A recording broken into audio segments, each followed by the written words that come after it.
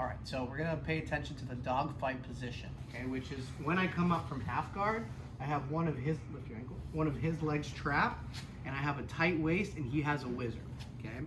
Now, oftentimes, a lot of the moves and finishes that we learn from here involve using our arms, okay? So like knee picks, single legs, limp arms, things like that.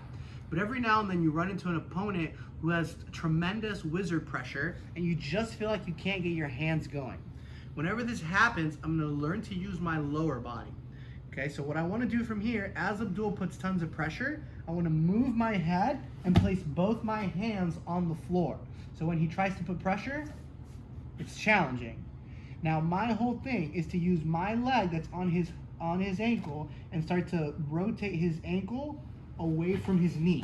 And as I put this pressure, I get him down to a hip. Once he's on a hip, I cover the knee, bring it to me, and then I get to the waist like so, okay? Now what's going on is, face the camera, hands on the floor, is I'm pulling this ankle with my hamstring, and look what happens to him here. It puts him in an awkward situation.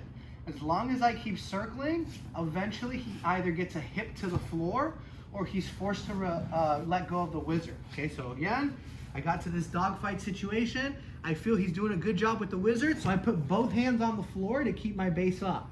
From here, I start to circle. This time, Abdul feels his knee has a lot of pressure, so he takes the whizzer out.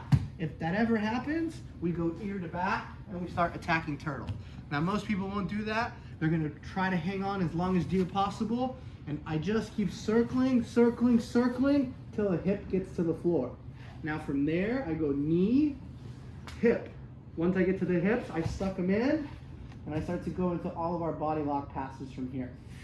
Okay? So, give that a shot next time you're in the dogfight.